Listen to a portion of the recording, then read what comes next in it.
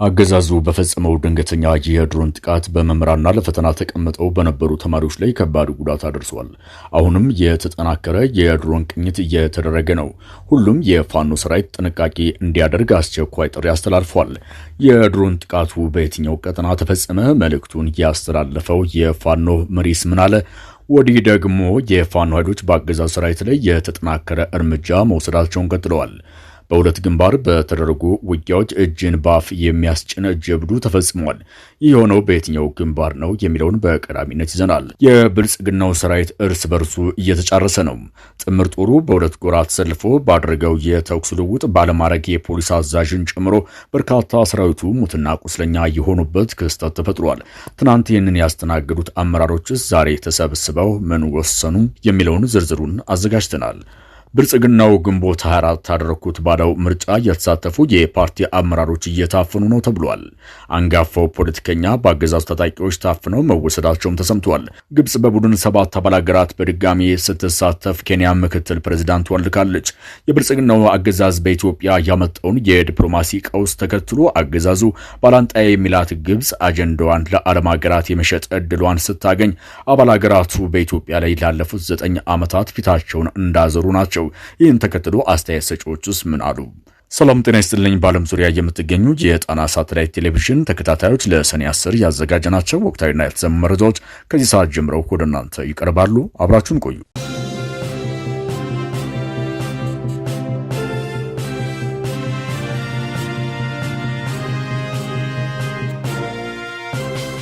አገዛዙ በፈጸመው የድሮን ጥቃት ተማሪዎችና መምህራኖች ጉዳት አስተናግደዋል ተባለ።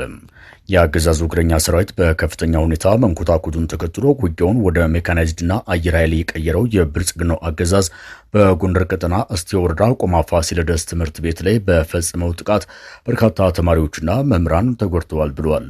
ጥቃቱ የተፈጸመው ተማሪዎቹ የማጠቃለያ ፈተና በሚወስዱበት ወቅት መሆኑን የገለጸው የሜጀር ጀነራል ባንታባተ አንደኛ ኮር ጉና ክፍለ ጦር የህዝብ ግንኙነት ክፍል በጥቃቱ መምህራን ተማሪዎች በከፍተኛ ሁኔታ መጎዳታቸውን አስታውቀዋል።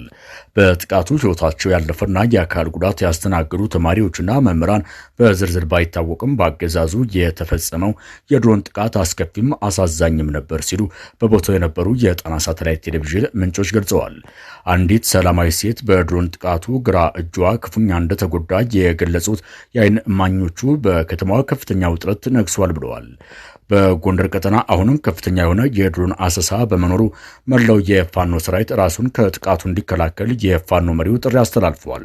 ዛሬ ሰኔ 10 ቀን 2018 ዓመተ ምህረት በተለይም በደቡባዊ ጎንደር ቀጠናዎች በአንዳቤት ወረዳ ጃራገዶ ከተማ አቅራቢያ ሜላት ወርቅ፣ በስቴ ወረዳ ቆማ ፋሲለደስ ከተማን ጨምሮ ሸምበቆችና ገና መምቻ፣ በስማዳ ወረዳ ጾደየ ደራ ወረዳ ቤላቦና ሳና ከተማ አቅራቢያ እንዲሁም በፋርጣ ወረዳ ማህደረ ማርያም ከተማና ወርቄ ከተማ እንዲሁም በተለያዩ አካባቢዎች ድሮኖች ዝቅ ብለው ቅኝት እያደረጉ በመሆናቸው ሁሉም የፋኖ መሪዎችና አጠቃላይ የሰራዊት አባላት አስፈላጊውን ጥንቃቄ እንዲወስዱ የአፋብን ጎንደር ጠቅላይ ግዛት በሌዝ የሜጀር ጀነራል ባንታባተ አንደኛ ኮር የጉና ክፍለ ጦር የህዝብ ግንኙነት ኃላፊ ፋኖ ያሬድ ገደፈው አስቸኳይ መልእክት አስተላልፏል። በሌላ ዜና የፋኖ ኃይሎች በጎንደር ቀጠና ባደረጉት ተጋድሎ ታላቅ ድል መቀዳጀታቸውን አስታውቀዋል። የጣና ሳተላይት ቴሌቪዥን የግንባር መረጃዎች እንዳስታወቁት በጎንደር በሁለት ግንባሮች በተደረገው አውደ ውጊያ የአገዛዙ ሰራዊት ከፍተኛ የሆነ ወታደራዊ ኪሳራ አስተናግዷል ተብሏል። የአፋብን ጎንደር ጠቅላይ ግዛት በላይ ዘለቀ ዕዝ 5ኛ ኮር መብረቅ ክፍለ ጦር 3ኛ ማዕበል በለሳ ሬጅመንት በበለሳ ግንባር ባደረገው ተጋድሎ ቁጥሩ በውል ያልታወቀ የአገዛዝ ሰራዊት ሞትና ቁስለኛ መሆኑን ምንጮቻችን ገልጸዋል። የአገዛዝ ሰራዊት ሬጅመንት ከበባ ውስጥ ለማስገባት ተንቀሳቅሶ እንደነበር የገለጹት ምንጮቻችን የፋኖ ኃይሎች በቆረጣ ባሳረፉበት ብርቱ ምት ተደናግጦ ሞትና ቁስለኛ ሳያነሳ መሸሹ ታውቋል። የፋኖ ኃይሎች በደረሳቸው መረጃ ተመርኩዘው የአገዛዝ ሰራዊት እንቅስቃሴ ሲከታተሉ ለሰዓታት ከቆዩ በኋላ የጉዞ አቅጣጫውን ወደ ፋኖ ካምፕ ማድረጉን ሲያረጋግጡ ወርሃላ የሚባል ቦታ ላይ የተጠና የደፈጣ ጥቃት በመፈጸም ከፍተኛ ኪሳራ አድርሰውበታል ተብሏል። በሁሉም ቀጠና ተጠናክሮ በቀጠለው አውደ ውጊያ ወታደራዊና የሞራል ሽንፈት እያስተናገደ የሚገኘው የአገዛዙ ወታደር በንጹሐን ላይ የበቀል እርምጃ በማሳረፍ አሰቃቂ የጦር ወንጀል እየፈጸመ መሆኑም ተሰምቷል። የፋኖን የጦር ሜዳ አውደ ውጊያ መመከት የተሳነው የአገዛዝ ሰራዊት በህዝብ ላይ የሚወስደውን የበቀል እርምጃ አጠናክሮ ቀጥሏል። በሌላ ግንባር በማዕከላዊ በማዕከላዊ ጎንደር ደንቢያ ቀጠና በፋኖ ኃይሎች ክፉኛ የተመታው የአገዛዙ ሰራዊትም ንጹሃን ላይ የበቀል እርምጃ በመውሰድ የጦር ወንጀል መፈጸሙ ታውቋል። የአፋብን ጎንደር ጠቅላይ ግዛት በለይዝ 202ኛ ኮር በጌምድር ክፍለ ጦር አይሸሽም ዮሐንስ ብርጌድ በሰቀልት ታላቅ ድል የተቀዳጀበትን ተጋድሎ ማድረጉን አስታውቋል። መነሻውን ከእምባና ቆላድባ ከተማ በማድረግ ወደ ሰቀልት የተንቀሳቀሰው የአገዛዙ ሰራዊት በፋኖ ኃይሎች የተጠና እና የደፈጣ ጥቃት እርምጃ ተወስዶበታል ተብሏል። በተለይም መቋሚያ በተባለች ቦታ ፋኖ በፈጸመው የደፈጣ ጥቃት የተሸነፈው የአገዛዙ ወታደር አስክሬና ቁስለኛውን ሳያነሳ ወደ መጣበት ተመልሷል ነው የተባለው። በዚህም የተበሳጨው የአገዛዙ ጦር ቡሃ ወደ ተባለች ቀበሌ በመግባት ንጹሃኖችን ገድሏል፣ በርካቶቹን አፍኖ መውሰዱ ተገልጿል። ምንጮቻችን እንደገለጹት አዛውንትና ህጻናትም ደብድቧል፣ ንብረትም ዘርፏል ተብሏል። በዚህ ያልበቃው የአገዛዙ ወታደር ከአካባቢው ነዋሪዎች የአፈር ማዳበሪያ፣ የሴቶች ጌጣጌጥና አልባሳት፣ የኤሌክትሮኒክስ መሳሪያና ከ100 ሺህ ብር በላይ ገንዘብ መዝረፉ ተነግሯል። በተለይም አንዲት አዛውንት ሴት በአገዛዙ ሰራዊት ጨካኝ እጆች ከባድ ድብደባ ተፈጽሞባት በሞትና በህይወት መካከል እንደምትገኝ ተገልጿል። በደረሰባችሁ ጥቃት በእጅጉ አዝነናል። ይህንን ተከትሎ መልእክቱን ያስተላለፈው የፋኖ መሪው ይህን ግፈኛ ስርዓት ለመንቀል አምርረን እየታገልን ያለነው ስለምናውቀው ነው። አሁንም ከትናንት እስከ ዛሬ ግፍ እየተፈጸመበት ያለው ማህበረሰብም ለትግሉ አጋዥ እንዲሆንና በአጭር ጊዜ የትግላችን ፍሬ እንድናይ ሲል ጥሪ አቅርበዋል።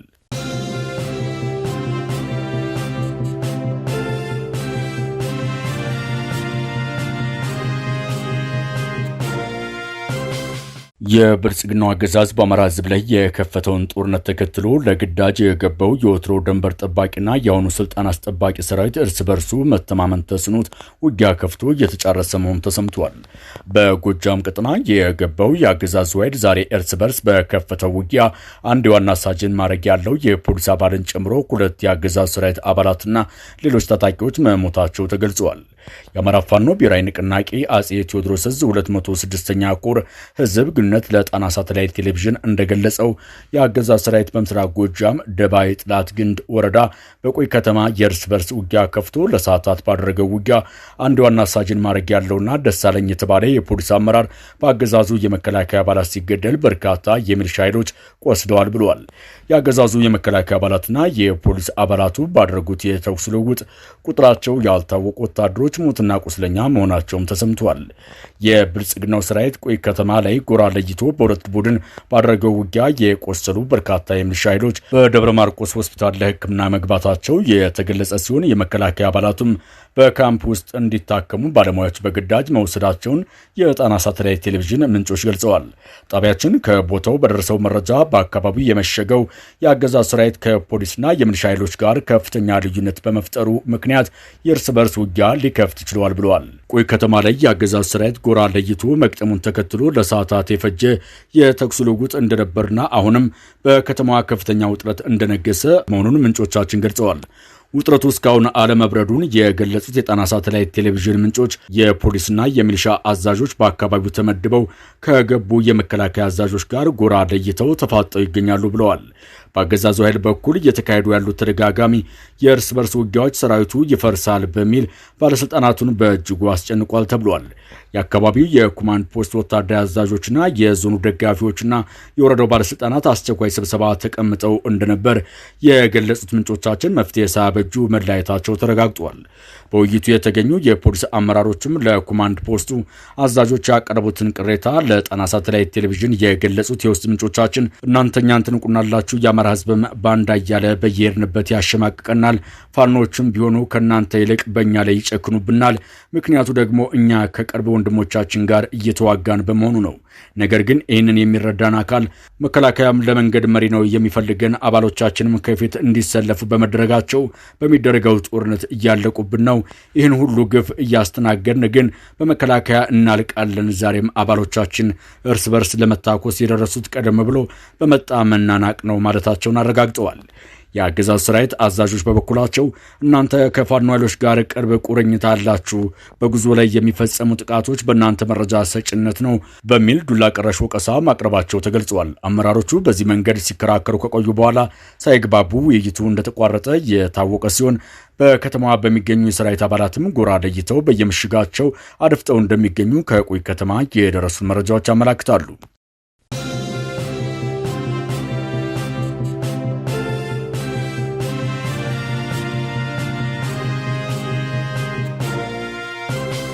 ምርጫ ያልተሳተፉ ተፎካካሪ ፓርቲዎች በብልጽግናው አገዛዝ እየታፈኑ መሆናቸው ተገለጸ።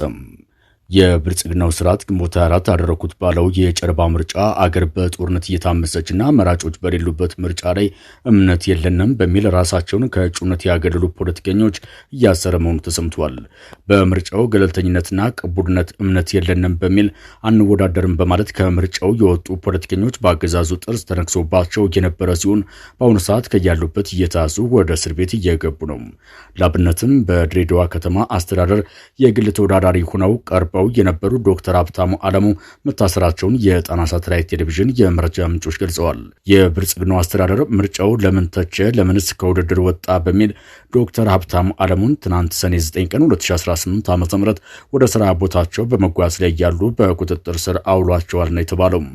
ፖለቲከኛው ከመታሰራቸው በፊት አገዛዙ በቤተሰቦቻቸው ላይ ያነጣጠረ እስርና እንግልት ሲፈጽም መቆየቱም ተገልጿል። የቤተሰቦቻቸው መታሰር በተመለከተ ዶክተሩ ለመገናኛ ብዙሃን ተቋማቸውን ሲያሰሙ ነበር ያሉት ምንጮቻችን አገዛዙ ተገቢ ምላሽ ከመስጠት ይልቅ ራሳቸውንም ለስር መዳረጉ የፍትህ ስርዓቱ ጨርሶ መውደቁን የሚያሳይ ነው ብለዋል። እሳቸው ከመታሰራቸው በፊት ታላቅ ወንድማቸውና የሁለት ልጆች አባት የሆነው አቶ አሰግድ አለሙ በአገዛዙ መታሰሩን ጣና ሳተላይት ቴሌቪዥን ምንጮቹ አረጋግጧል። ቀድመው ለእስር የተዳረጉት ታላቅ ወንድም ብልጽግናን የሚቃወም ፖለቲከኛ ወንድም አለ፣ አንተም ትደግፈዋለህ በሚል ድብደባና እንግልት እንደፈጸመባቸውም ተሰምቷል። ከቀናት ቆይታ በኋላም በምርጫው አልወዳደርም ያሉት ዶክተር ሀብታሙ አለሙ እንደ ወንጀለኛ መኖሪያ ቤታቸው ፊት ለፊት በጸጥታ ኃይሎች ተከበው በቁጥጥር ስር ውለዋል ነው የተባለው። የጸጥታ አካላት ዶክተር ሀብታሙን ከያዙ በኋላ በመኖሪያ ቤታቸው ላይ ፍተሻ ያካሄዱ ሲሆን ለምርመራ ያግዛሉ የተባሉ ላፕቶፕ ኮምፒውተሮችና ሌሎች የግል ኤሌክትሮኒክስ መሳሪያዎቻቸውን መውሰዳቸውን የዶክተሩ የቅርብ ቤተሰቦች ገልጸዋል። የዶክተር ሀብታሙ አለሙ መታሰር ቀደም ሲል በድሬዳዋ ከተማ ከነበረው ውጥረት የነገሰበት የፖለቲካ ምህዳር ጋር የተያያዘ መሆኑንም የቅርብ ታዛቢዎች ይናገራሉ። ዶክተር ሀብታሙ በወቅቱ በግል እጩነት በነበሩበት ወቅት የድሬዳዋ የጸጥታና ፍትህ አካላት የህግ ጥሰት እየፈጸሙ ነው በሚል ተደጋጋሚ ቅሬታ ሲያቀርቡ ነበር። በመጨረሻም የኢትዮጵያ ብሔራዊ ምርጫ ቦርድ ለአቤቱታቸው ተገቢውን ምላሽ አልሰጠም በማለት ዶክተሩ ከምርጫው ራሳቸውን በይፋ ማግለላቸው ይታወሳል። በወቅቱ በሰጡት መግለጫ ደጋፊዎቻቸውና ጓዶቻቸው ሆን ተብሎ እንዲታሰሩ መደረጉን፣ ዋስትና መከልከላቸውና ህዝቡ እሳቸውን እንዳይደግፍ የማስፈራራት ስራ መሰራቱን አጋልጠው ነበር። ብዙ የመርህ ጥያቄዎችና ችግሮች በተነሱበት የብልጽግናው የጨረባ ምርጫ አንወዳደርም በሚል ልክ እንደነ ዶክተር ሀብታሙ አለሙ ሁሉ በርካታ የፓርቲ ተወካዮችም ራሳቸውን አግለው ነበር። ብልጽግና አደረኩት ከሚለው የጨረባ ምርጫ ጋር በተያያዘ በአገሪቱ ቀጣይነት ያለው ከባድ የፖለቲካ ጫና የተፈጠረ ቢሆንም የስርዓቱ አፈቀላጤዎች ግን ይህንኑ ለመሸፋፈን ደራሽ አጀንዳዎችን በማምጣት ተጠምደው ይስተዋላል። የብልጽግናው ሊቀመንበር በበኩላቸው ትናንት አዲስ በሚገነባው የቢሾፍቱ አውሮፕላን ማረፊያ ተገኝተው ባደረጉት ንግግር ይህን የግንባታ ፕሮጀክት እስከ 5 ዓመት ካላጠናቀቅኩ እንዳትመርጡኝ ሲሉ ተደምጠዋል።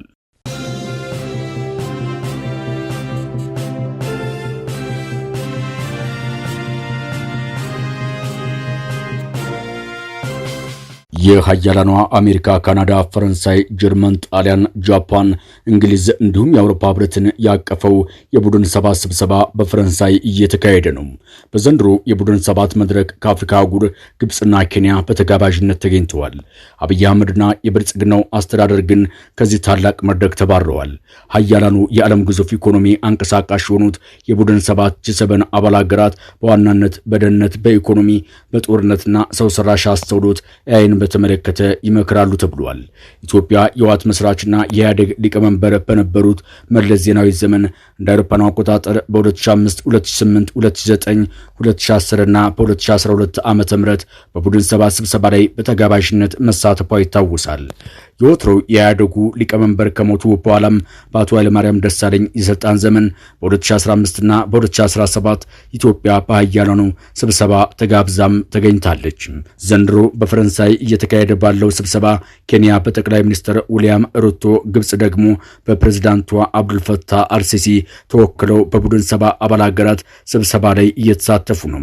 የብልጽግናው አስተዳደር ዲፕሎማሲያዊ ግንኙነታችን ተንጠራርታችሁ በማትደርሱበት ከፍታ ላይ ተሰቅሏል ቢልም አብይ አህመድ የ4 ኪሎ ወንበር ከያዙ በኋላ ኢትዮጵያ በቡድን ሰባት ስብሰባ ላይ ተጋብዛም ተገኝታም አታውቅም። ከልክ ባለፈ ሰላምታና መተሻሸት እንዲሁም የመድረክ ሞቅታ የኢትዮጵያን ዲፕሎማሲ ለማሻሻል የሚጠሩት አብይ አህመድ አዲስ ወዳጅ ማግኘት ይቅርና በወትሮው አለቆቻቸው የስልጣን ዘመን ኢትዮጵያ ባለም ፊት የነበራትን ሙገሳም አላስቀጠሉም። ኢትዮጵያ በቡድን ሰባት ጉባኤ ዘንድሮና ባለፉት ዓመታት አለመገኘቷና ሙሉ በሙሉ መቅረቷ በዲፕሎማሲውና በኢኮኖሚው ረገድ ስጋት የሚፈጥር ነው ሲሉ የፖለቲካ ተንታኞቹም ሐሳባቸውን አጋርተዋል። ተንታኞቹ አክለውም የዓለምን የፖለቲካና የኢኮኖሚ አቅጣጫ የሚወስኑ ዋና ዋና ዓለም አቀፍ ውሳኔዎች፣ የዕዳ ቅነሳ ስትራቴጂዎችና የልማት አጀንዳዎች ከሚቀርቡበት ታላቅ መድረክ መገፋት ዘርፈ ብዙ ጉዳቶች እንዳሉት ነው ያስታወሱት። በእንዲህ አይነት ግዙፍ መድረኮች የኢትዮጵያ ድምፅ አለመሰማት በዘርፈ ብዙ ችግር ውስጥ ለምትገኘው ሀገር ትልቅ ውድቀት ነው ያሉት ተንታኞቹ፣ የሆነው ደግሞ በብልጽግናው አገዛዝ መሆኑን በአጽንኦት ገልጸዋል። ጎረቤት ሀገር ኬንያ በተደጋጋሚ የክብር እንግዳ ሆና በቀረበችበትና ኢትዮጵያ ላይ በዲፕሎማሲው ረገድ ጫና እየፈጠረች የምትገኘው ግብጽ ለሁለተኛ ጊዜ ተሳታፊ በሆነችበት መድረክ የኢትዮጵያ ከቡድን ሰባት ስብሰባ መድረክ መጥፋት የዲፕሎማሲያችን ውድቀት ጉልህ ማሳያ ነው ተብሏል። የኢትዮጵያ ከዚህ መድረክ መራቅ አገሪቱ ቀደም ሲል በአፍሪካ ቀንድ የነበራትን የጂኦፖለቲካዊ መሪነት ሚናና በዓለም አቀፍ ደረጃ የነበራትን ዲፕሎማሲያዊ ተሰሚነት የሚያሳጣ መሆኑም ተጠቁሟል። በአገዛዙ ውድቀት ምክንያት ከገጠሙን ዘርፈ ብዙ ችግሮችና መከራዎች ለመላቀቅና የሀገራችን መጻኢ ዕድል ለማስተካከል ኢትዮጵያ በዓለም መድረክ የሚኖራት ድምፅ ከፍተኛ ሚና እንዳለው ጨምረው የገለጹት ከጣቢያችን ጋር ቆይታ ያደረጉት ተንታኞቹ በአየር ንብረት ለውጥ፣ በፋይናንስ ድጋፍና የቀጣይ የቀጠናው ደህንነትን በሚመለከቱ ወሳኝ አጀንዳዎች ላይ እንደ ሀገር ያለንን ተጽዕኖና የመሰማት አቅም የሚያሳጣ ነው ብለዋል። የብልጽግናው አስተዳደር ህገወጥ ወታደራዊ እንቅስቃሴና ጦረኝነት ኢትዮጵያ ባለም መድረክ ቀደም ባለው ጊዜ የነበራትን ቦታ እንድታጣ ዋና ምክንያቱ ነው ይጠቀሳሉ። ባለሙያዎቹ እንደሚሉት በተለይ በሚሊዮን የሚቆጠሩ ወጣቶች ያለቁበትና በኋላም ህወሓትና ብልጽግና በጓዳ የተፈራረሙበት የሰሜኑ ጦርነት አሜሪካን ጨምሮ አያላኑ የአውሮፓ ሀገራት ኢትዮጵያ ላይ ፊታቸውን እንዲያዞሩ አድርጓቸዋል። ከዚያ ስህተት መማር ያልቻለው የአብይ አህመድ አገዛዝ ከ3 ዓመታት በላይ በአማራ ህዝብ ላይ የተራዘመ ጦርነት በመክፈት ኢትዮጵያ በዓለም ዘንድ ያላትን ተቀባይነት ሽባ አድርጎታል። በብልጽግናው አስተዳደር የሚፈጸሙ ሰብአዊ መብት ጥሰቶች፣ አፈናና እስር እንዲሁም የደህንነት ጉዳዮች መላላት የኢትዮጵያ ዲፕሎማሲ ፈተና ውስጥ እንዲወድቅ ማድረጉን ነው የገለጸው።